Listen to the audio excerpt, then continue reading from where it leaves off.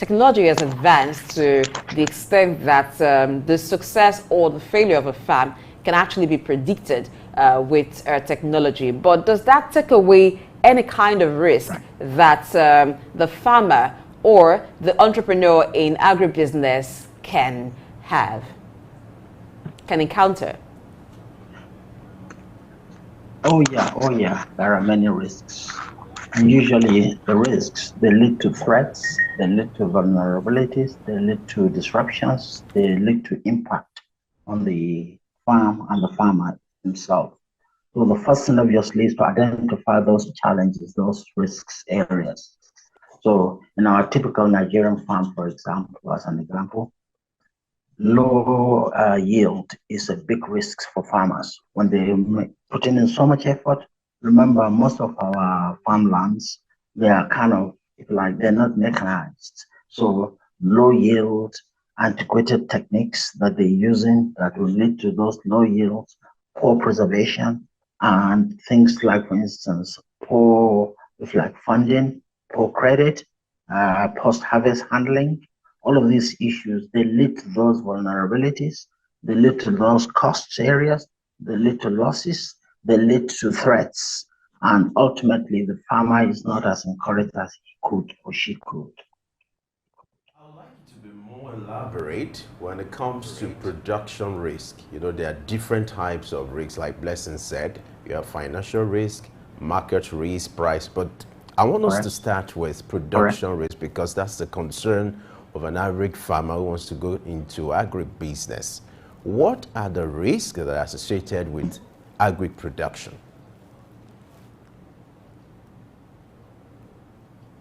One of the biggest risks, the limiting factor, is that, if you like, overall total enabling environment and climate. By that, I mean some of those aspects include things like ensuring that we have the value adding development packages. So when we say value adding development packages, what are we referring to? We're referring to things, for instance, like all the support services, all the allied services that the farmer needs in the production system. You can pick any product, you can pick any aspect of the agro ally. You can pick, say, animals, poultry. You can pick, say, cassava. You can pick, say, palm oil. You can pick, say, coffee in the Mambila area, or horticulture, say, in Kebbi. Anywhere, anything is a similar kind of thing. Is that value adding development packages? So things like the infrastructure that is needed, the support services that are needed, the energy that is needed, simple things like banking. They are essential. Training, you did mention that, they are essential in developing the warehousing, logistics, cold storage, dry storage. In one of your clips, you showed a lady, she was smiling. She obviously is a villager. She had on a corn. What will she do with that corn?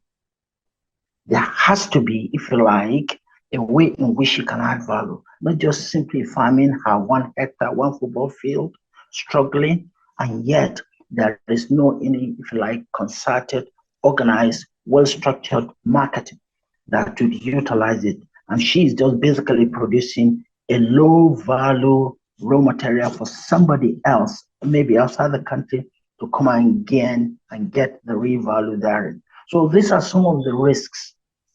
And what you do, therefore, as leadership, as government, as maybe enablers, is to ensure that there is an enabling environment, a climate, whereby you provide all the support services, the power, the infrastructure, the semi-processing, the food processing, the marketing, the whole throughput. And that way you have, say, for instance, an organized market. You benchmark, you look at best practices. What is happening here? You ensure the people are aware of what they need to do, how to do it. You ensure, for instance, we have the subculture labs. Thank goodness, our universities, our research centers, and all those establishments, they're incredibly good. You talked about GMO earlier on. GMO, yeah, there are advantages and disadvantages. At the end of the day, we need to balance and weigh and see how we can address some of those. So people are afraid, consumers are afraid, the segment we're targeting are afraid. And at the end of the day, we need to ensure and assure people assure farmers, assure the investors that, yeah, it is definitely a viable thing and the only way forward for us as a nation. Strategic tools for mitigating this risk. Let's look at financial risk, for instance, and even the market risk. Because take, for instance, production. The farmer or the producer only has control over what he produces, not over the market. Correct. So how can he overcome the risk in these areas? We have a model that we call cooperative association. We can no more be unitary. We must come together. That's the only way to ensure quality. That's the only way to ensure consistency. That's the only way to ensure stability. And therefore, to be able to provide sufficient quantity to the market. And that way, they have leverage. A farmer or farmers that come together and band together in some kind of unity, some kind of association, then they have that collective strength and they'll be able to at least bargain and market. One, for better prices. Two, for better packaging. Three, maybe even for semi-processing and food processing, depending on what product it is at the end of the day. So really, we doing things the old way, the old-fashioned way, is not likely to work. Look at the small tenements. Everybody has like 1 hectare, 1 football field, typically. 4 or 5 football fields if the farmer is really working hard. Because it's hard, it's manual. And when they come together, they probably will able now to get a tractor. They limit that risks. They'll be able to buy fertilizer in bulk. They buy a trailer load. A farmer cannot buy fertilizer on his own. But when they band together, they can buy reduced price, and they can also now leverage on, for instance, some of the production and operation needs at the end of the day. Then, once they are able to do that, they suddenly realize, oh, we have some leverage in here. We have some power, some kind of influence and power by quantity, by quality, because they now have standardized their quality. They now have opened up their fields. They now can farm in bigger, better ways. So low farm yield is now no more. And once they're able to overcome some of those risks, then they leverage on higher output, higher productivity, which means what do we do with it? We sell it, or we semi-process, or we even process it fully. All right. There's this debate about subsidy in the agri sector, introducing subsidy just like we had a few months ago in the petrol sector. There's this debate that it is necessary due to the risk involved, especially in the area of food production. What's your take on this, on the need or the debate for the introduction of subsidy into the agri sector? Very difficult, very, if you like, controversial. I'm not one for subsidy. Let the market determine. Let investors come in. Government create the enabling environment, create the climate. Do not tie our hands behind our backs. Allow us, enable us, the market. When you say subsidy, for instance, in what area would subsidy in agriculture be provided? Fertilizer? So who's the blending plant? Government will pay the blending plant, will go back to the oil situation again, or in tractors? Or in what aspect of the, if you like, production cycle are we going to provide subsidy? Surely we're not going to provide subsidy, say, in warehousing, in supply chain, in logistics, in cold storage. Subsidies can't be provided in those areas. It's so varied, it's so big, it's so broad. The entire value chain in the agro-allied sector is over 5,000 different bits and pieces. Which aspect would we provide subsidy for? And two. So from my own point, my own argument has always been that no, we do not need subsidy. What we need is to have an environment that will stimulate growth, that will enable production, that will enable processing, that will enable operations, and all these business continuity issues, i.e. the risks, will be mitigated. All the legal issues, remove them. All the constraints, remove them. Allow us a free hand where we will compete competitively.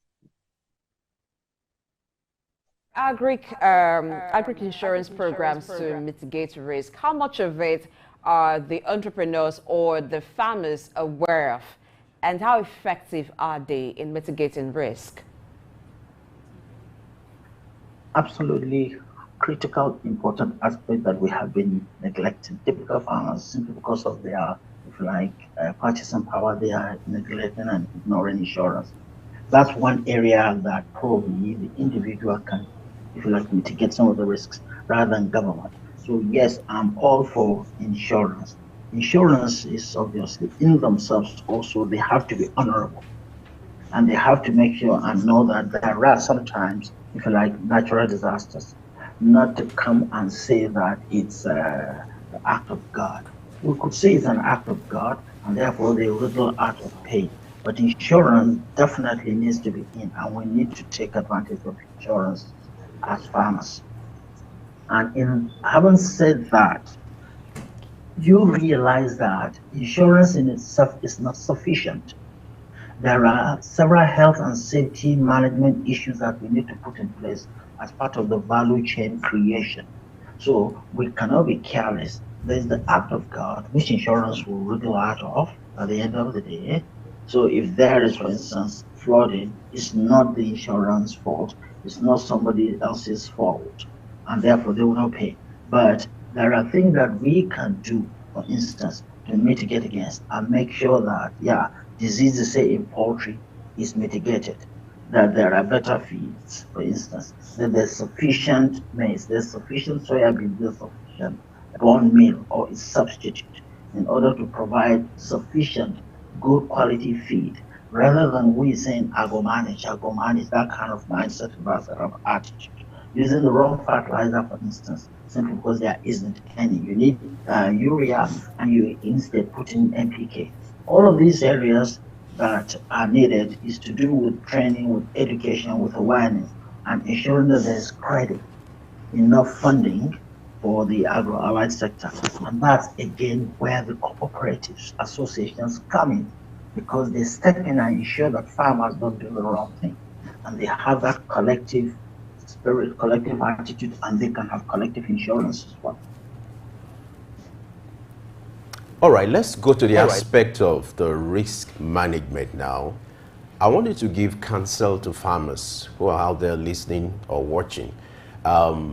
What can they do? I want you to give tips on what they can do to mitigate the effect or the risks associated with agri-farming in recent times with the introduction of technology, AI, and all that. What can an average farmer, what can he do or she do to ensure that you reduce the impact of this risk on the business?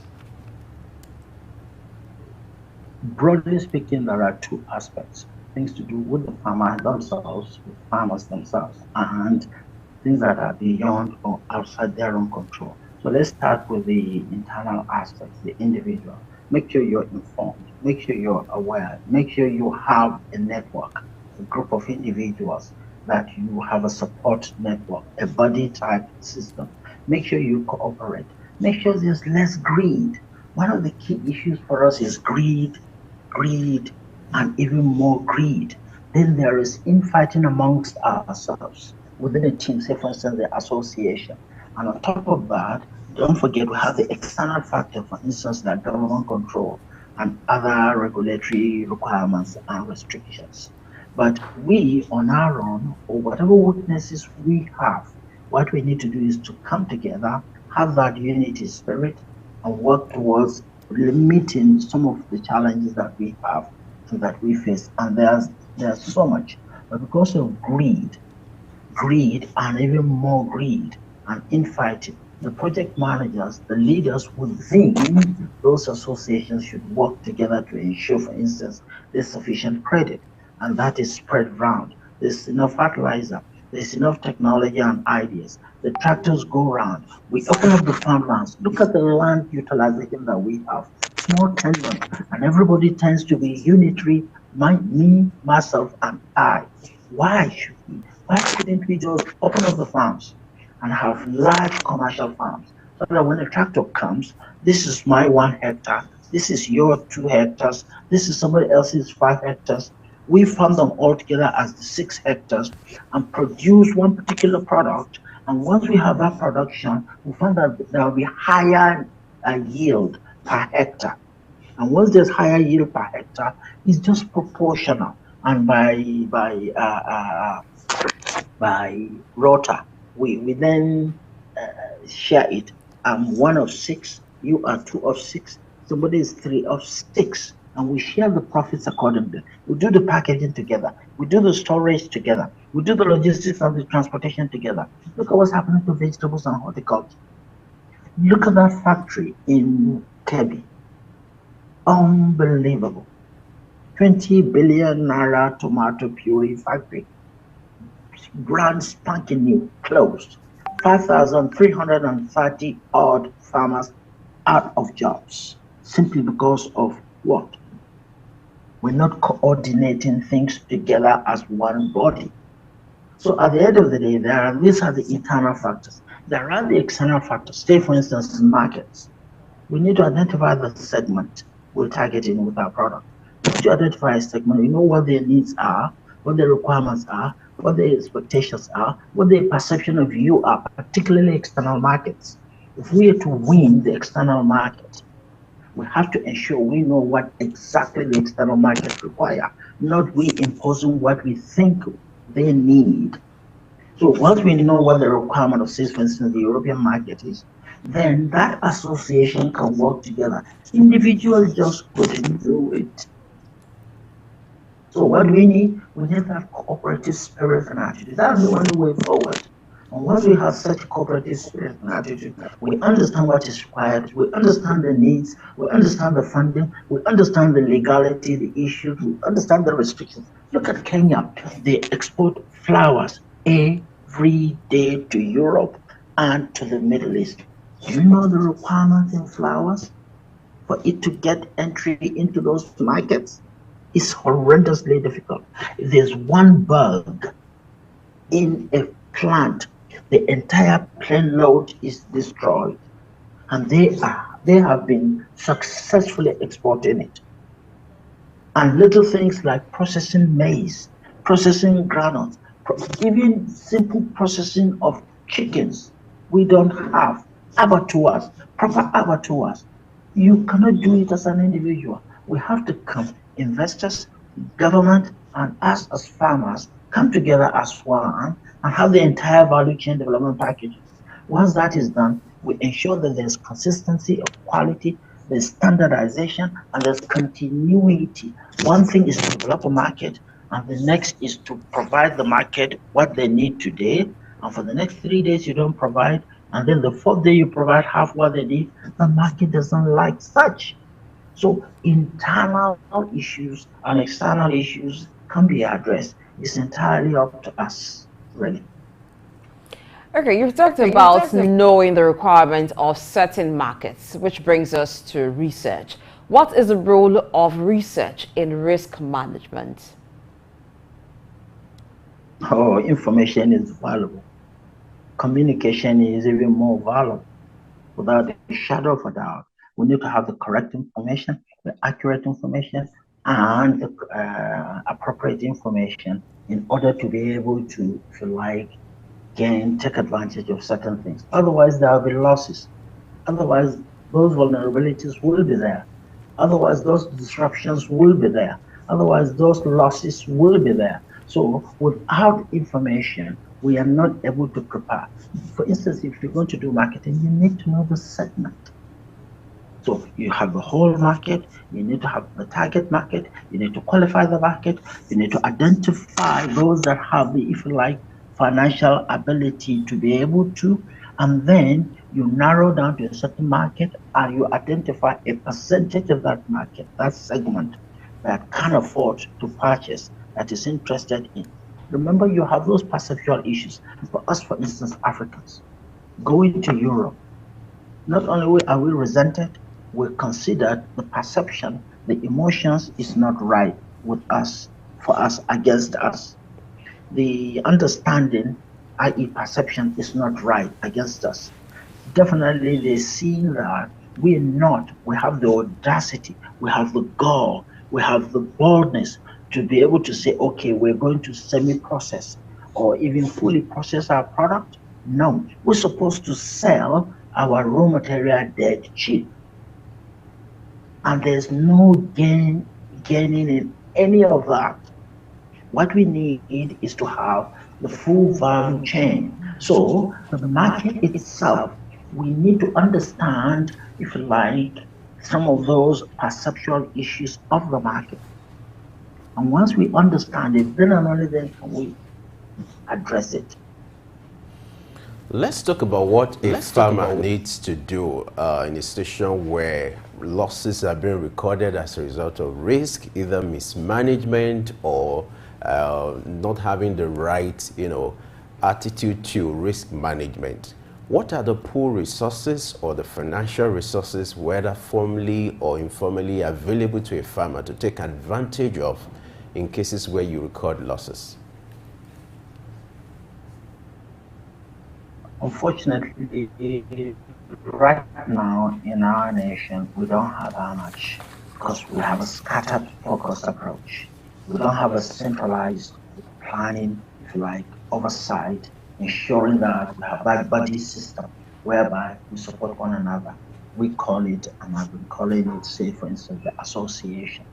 Say we can reduce it via the associations, we can reduce it via insurance, we can reduce it via collective strength, whereby in East Africa and Southern Africa, they have a concept. They call it Ubuntu. As you are, so am I. If I'm rich, you're rich. If you're ill, I am ill. If your child has an issue, my child also has an issue. So it's not a situation whereby I am happy and you are unhappy. Now, if we have that, if you like, mindset, and it's back again to leadership and creating that enabling environment, if we create that unity spirit, whereby you and I are one, believe me, the value chain addition and the value chain benefits will be absolutely stupendous. It will be high. We'll reduce our risk to a point we can guarantee and have zero failure rate. Usually in our own model, that's how we start. We work towards ensuring zero failure. That doesn't mean that there are no challenges. That doesn't mean that cost will not be 3 times what it is. That doesn't mean that time may not be longer than what we think. That doesn't mean that risks will not be higher. That doesn't mean that we will get, if we want 100% output, we will certainly get 100% output. No. By law of averages, if you are expecting to make 100 naira, chances are that you make only 25 naira, 25% productivity. And if you know that you're likely to make 25% productivity, then increase your output to 400%. That way you land on your targets. And that's how we work. And you cannot do it alone. It's a cooperative thing. Simple thing like poetry. You understand the different individuals, the stakeholders involved in the value chain. If each individual works on their own, they cannot ever succeed. You have to work and, if you like, watch somebody's back. And if you do that, tomorrow he or she will watch your back. At the end of the day, if I'm having difficulty with fertilizer today, you do the fertilizer blending company, just give it to me, and ensure that at some point I'm able to repay back. It may take me a few years, it doesn't matter. At the end of the day, we're not in a sprint, it's a marathon, and it's a collective marathon, and there's sufficient profitability within the entire value chain for everyone anyway. It is when we are individualistic, when greed comes in, when infighting comes in, then and only then we have issues. All of these things, in all honesty, all of the risks can be mitigated, and we can ensure zero failure rate in literally everything we do, even with natural disasters occurring. Taking it up from natural disasters such as flooding, which is an issue that affects farmers a lot in areas that are prone to floodings, what can be done? What can be done by government to avert such, or even to mitigate the level of damage or level of loss that farmers in those areas suffer? Maybe as a way of, by policies or some efforts. What can be done actually? Correct, thank you. Natural disasters are natural disasters, act of God. There's nothing we can do about them. They're likely to occur. Thankfully for us here, they're not as frequent and as many as. And a lot of the times, the natural disasters that we see and we call natural disasters are as a result of human failure, either in policy or implementation of policy, or even the citizens themselves flouting certain rules and regulations and requirements and expectations of us. So, for instance, look at the flooding we had a year or so ago. That's purely avertable. I mean, we can avert such. That's definitely preventable. The Mambila Dam wasn't, well, I'm not trying to be political here. The Mambila Dam, there was negligence there. And in all the floodplains, we're not supposed to build or construct or block or even farm near certain floodplains. We don't have some of those, if you like, outlets. We don't have some of those drainages. We don't have some of those canals. We deliberately neglect and ignore having that which we're supposed to do. Our environmental management strategies and policies, either they're there and they're not implemented or they're not there. So natural disaster will be natural disasters. They will always be with us. Locust infestation, there will be locust infestations always with us. Drought, there will always be drought with us. Every now and again, at the end of the day. Disease, there will always be disease at the end of the day. You're farming rice. Just when the rice is about to seed, there is a disease that could stop the rice from seeding. We know all these things. Why are we not proactive? We're supposed to be the most intelligent set of living things that there are. There is no new thing. It's a plug and play thing. We don't have to be innovative or to invent. Our research centers, our subculture labs, our institutes, they have absolutely out of this world ideas and innovation for us. But either government or individuals are ignoring or neglecting them. And as such, natural disaster appear to be what they are. Let's talk about the need for education, the need for orientation, the need for public awareness when it comes to risk management for farmers. I would like you to explain whose responsibility should it be? Who should take up this responsibility in orientating farmers as regards public awareness, and then what model or how can this be done to ensure that farmers are being educated, they are being informed when it comes to the risk associated with agribusiness?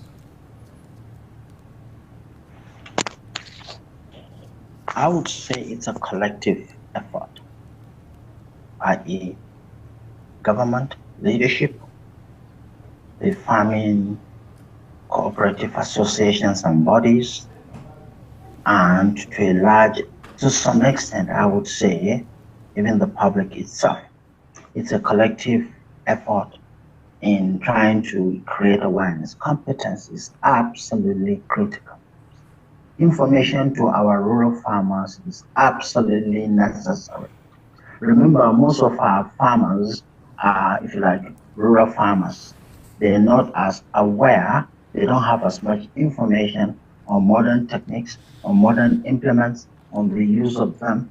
Simple thing, earlier on, one of your guests was talking about ICT, being into technology, being in agriculture. Technology today is really high. Hardware, software, viruses, systems in literally every aspect. There are some farmers that are using drones to spray insecticides, to spray fertilizer. There's liquid fertilizer. What are the advantages and benefits of all of this? We need to create that awareness. And it's a joint effort. It's not something that is for a particular group, a particular segment of the sector. Consumers, customers, they would need to know what are the kind of things that go into, say, for instance, a genetic modified organism. That's what GMO is. What are the impact of that on pollination, on having fertile seedlings? But then you have to weigh that against population, and you having to feed that population, providing quantity, consistency, and quality. How do we balance? What's the trade-off between genetically modified organism, GMO foods, and, if you like, the client, the consumer? And we in the middle, we're the producers. We're the ones processing it. We're the ones having the operation. So, and government is spearheading and leading it. They have the bigger picture oversight, the helicopter view. And once they have that, then they ensure that the climate is conducive for us. The value chain development packages are there for us to provide something that the consumer consumes that would make them healthy at the end of the day. So it's a collective thing. Information is absolutely critical. And you follow through from a chicken, from the egg. How is the egg in itself? The vaccines we use, are they biological vaccines? To the growing of the bird, the day-old bird, all through to the 10 weeks. If you grow it to 10 weeks, 9 weeks generally, 8, 9 weeks, and you provide it to the table, what is the consumer consuming? The government, they have oversight, they have a duty of care to ensure that me, the producer, I do that which I am required. I don't use certain chemicals. I use certain additives. I don't use certain additives. So all of this information is absolutely critical. And we have to work collectively together in sharing that information. Okay, now let's move to infrastructure development, because there is a relationship between infrastructure and agricultural productivity, because the level of infrastructure can also determine the kind of cost that will go into the production and the output. So what are the basic infrastructure that agricultural productivity or agricultural activity in Nigeria requires? You're absolutely correct. Low yield, low land utilization, poor maintenance, poor, if you like, post-harvest handling. This is all linked to the implements and equipment and material. Without a doubt, we need definite to ensure that we have sufficient modern technology. First, with the seedlings, the potency that we need. That's one of the first things that we need. We need consistency, not to have different kinds of, say, for instance, palm seed. We have how many different kinds of palm seed? Cassava. If we are going to produce cassava for gari, then we know that this is the potency that we require for gari yielding cassava. If it is for industrial starch, we know the potency. So it starts with the research institutes, with our subculture labs, with our universities. Government, of course, have an oversight on that. Now, once we have those equipment, these are the lower end, soft end equipment and material. Then there are the harder end, more, if you like, hardware type equipment. Tractors, basic, straightforward. Implements, harvesters. We don't have such. We don't have to have a huge combined harvester costing $1 million.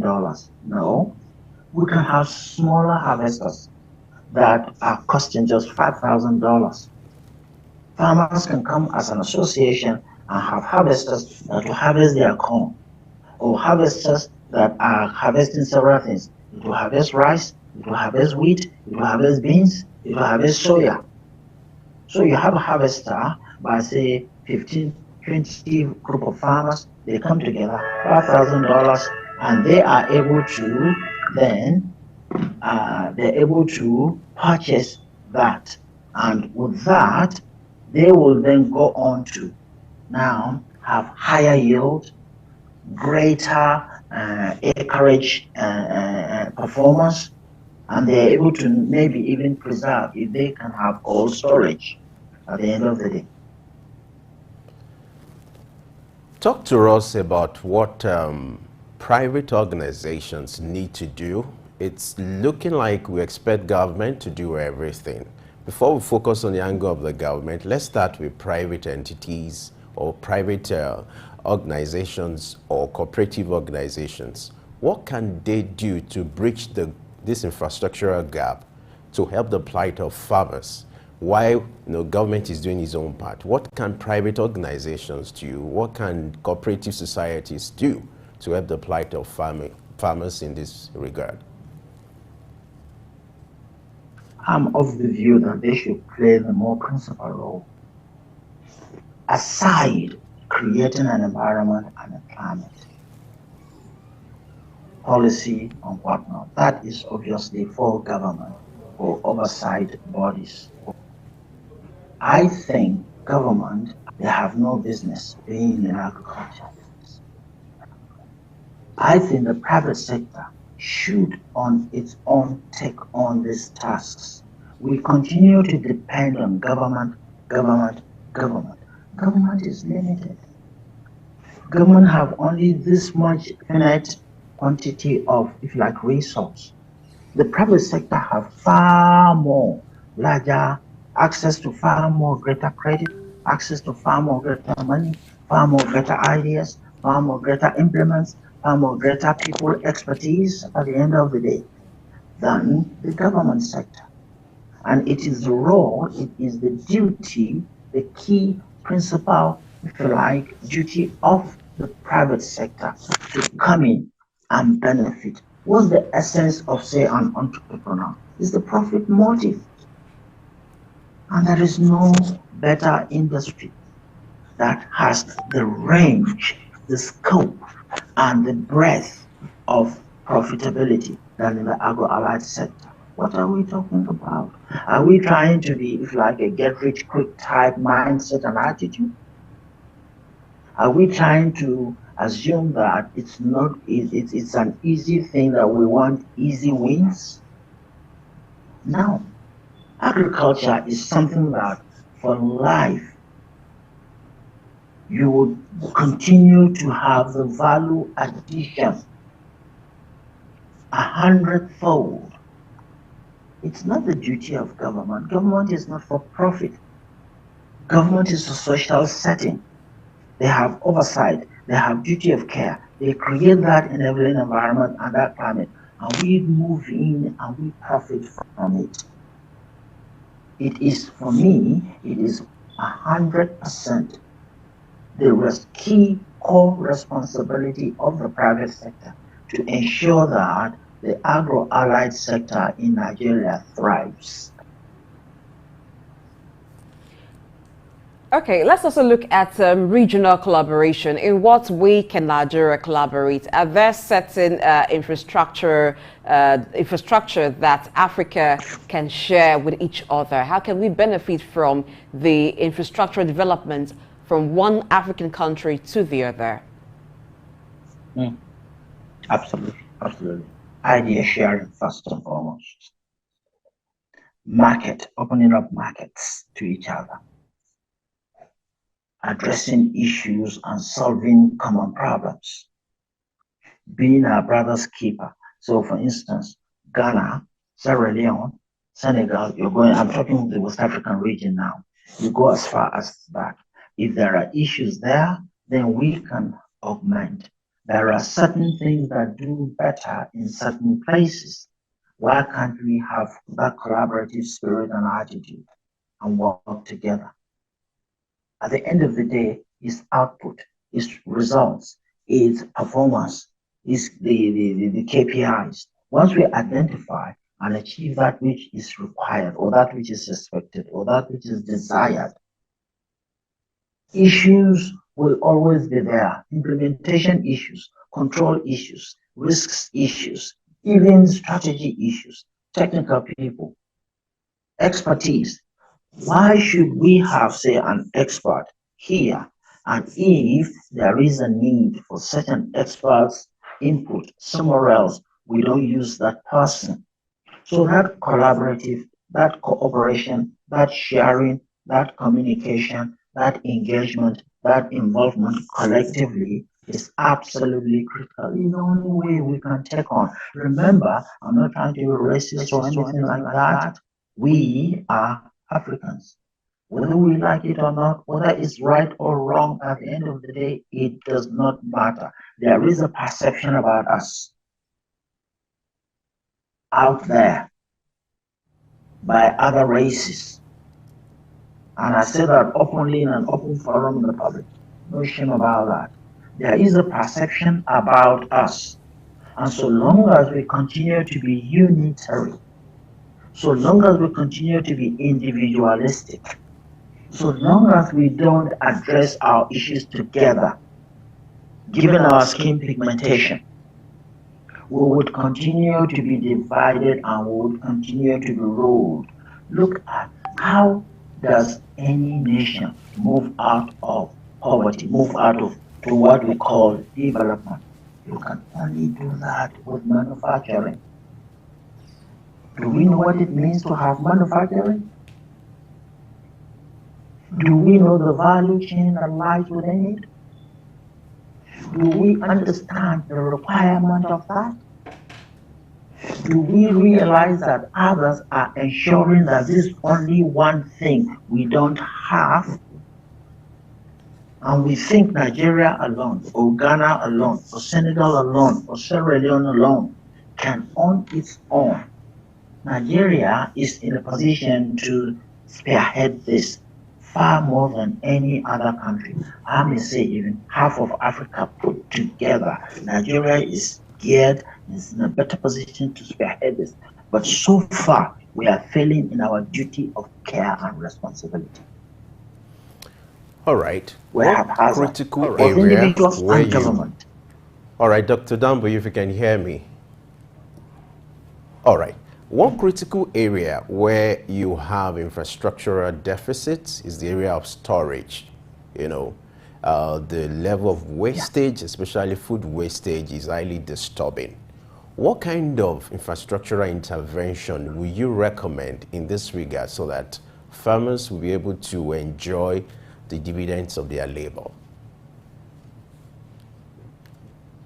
Again, basic, simple, straightforward. You don't need to be an Einstein. Cold storage, warehouses, silos, semi-processing plants, whereby you semi-process a particular product and you keep it in storage, ready for the final processing. Packaging. So in all of this, you can, even vacuum sealing certain things. It's very, very simple. It's basic. We have strategic reserves. We have bunkers. We have a variety of ways and means in which we can store and hold certain things. Products with low shelf life like horticulture, vegetables, tomatoes, peppers, onions, they have a low shelf life compared to seedlings, for instance, compared to, for instance, animals or fresh meat, that kind of a thing. All of these we can easily, we don't need to reinvent the wheel. It's a plug and play situation.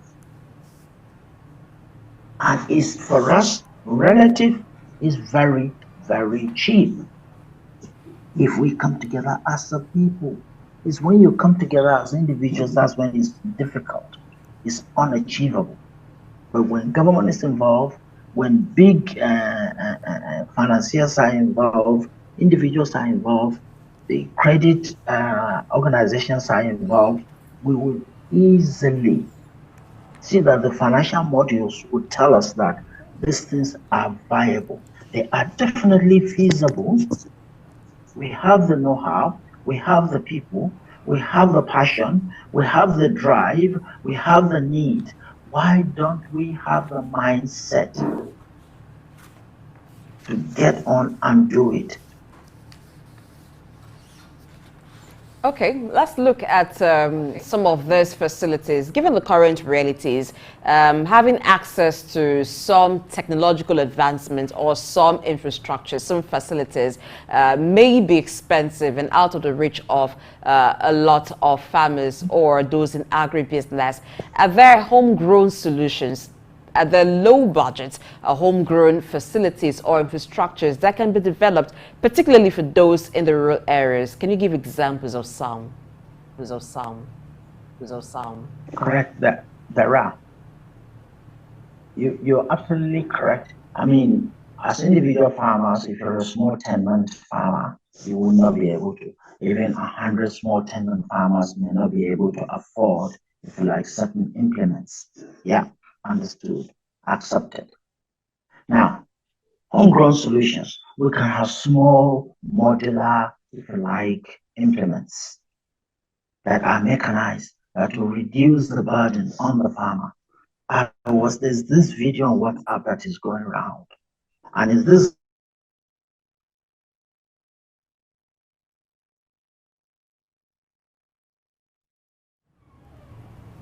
Oh, we seem to have lost connection with Dr. Damboyi.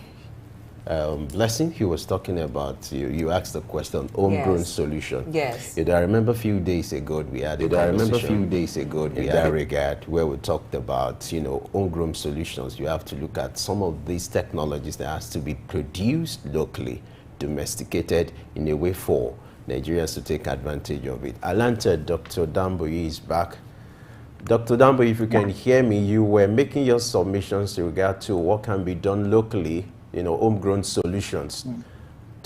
I would like you to continue your thought in that regard. okay. I was trying to give an example of a homegrown, mechanized, very crude, basic, but highly, highly efficient and effective way. They're building a house. It's a 5-story, including the ground floor, 6 floors, and they're taking blocks up the 6th floor. Typically, you have a chain gang of, say, 30 women carrying blocks, going up 5 floors and coming back down. What this guy did was he rigged this triumph motorcycle and had it in such a way that in 6 seconds, he delivers 6 blocks up there. Similar kind of thinking, similar kind of mindset, similar kind of technology that aid our farmers in planting. You have a farm, a cornfield, a farm of maize. You have to manually go and do. Isn't there a way in which you have something like a bicycle where a farmer will ride and it is planting? Surely we could come up with such.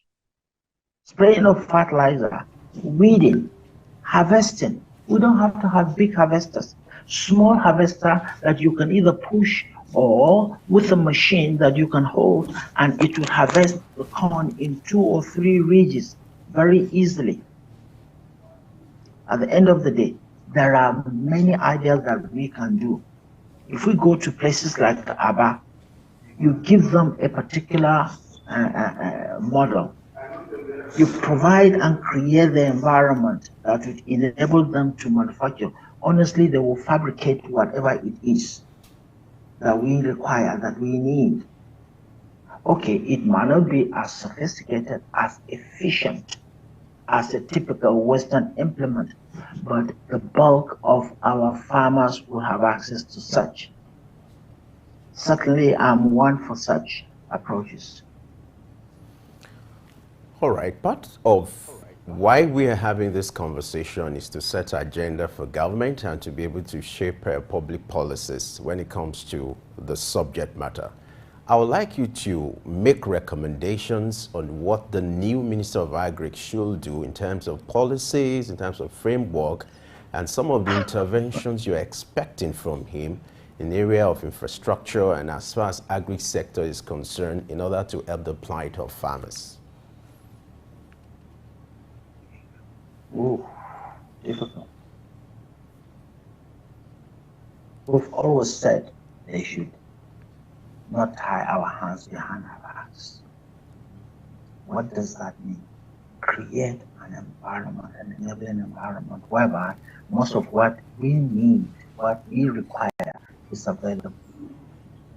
Thank goodness the government, I think, has a policy whereby if you're importing anything agriculture, it doesn't have any duty or tariff.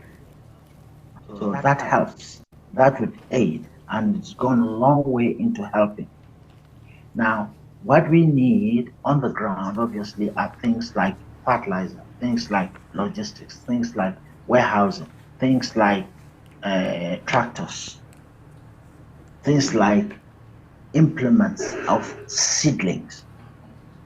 Because now most of our seedlings, we cannot, from a particular crop, get seeds from that crop to plant for the next planting season. You have to buy from the Monsanto type seedlings as a result of GMO. I'm not an anti-GMO person. I am for, as a matter of fact, because that's one of the ways in which we can feed our burgeoning population. But we need a situation whereby our local research centers would be able to continually provide and make available in an affordable manner seedlings to the local farmer. The black eye beans that we have in Nigeria is one incredible success story. The cassava is one incredible success story. So we compliment and thank government and thank policymakers for that. If they can continue in this direction, making sure that we have certain things, certain implements, certain seedlings, certain potency that will guide, and they will be leading and spearheading the health. Because based on the potency, it impacts on our health, because people consume, at the end of the day, our products. So government should continue to stimulate and provide some of those. Access to credit. Create an environment whereby farmers can have easy access to credit. Naturally, there will be duty of care, there will be checks, there will be balances. It's not going to be willy-nilly, but ensure, please, it is done properly and in the right manner. Not that they will say, okay, we have X billion naira for loans, and then they go to a few individuals, and even following up, collecting back the loans is an issue. So let's have the systems, let's have the structures, let's have the people that will put in place that which is required, the approaches, and implement it in such a way that when the loan is given to me, I, Francis, I pay it back so that it can go on to the next farmer as well. So ensuring, if you like, probity, ensuring that there's access to credits, ensuring that we move towards high yield, high acreage yield. However they do that is entirely up to them. Ensuring that, for instance, the aging workforce is replaced. They are stimulating, encouraging, and ensuring that younger people go into agriculture. If the older people, typical average age of a farmer in Nigeria is 52. What happens in the next 15, 20 years' time when that farmer is tired? Okay. Somebody has to replace. So there has to be, like that, move towards mentoring, succession planning, and thinking into the future. That's where government can play a role in some of those areas.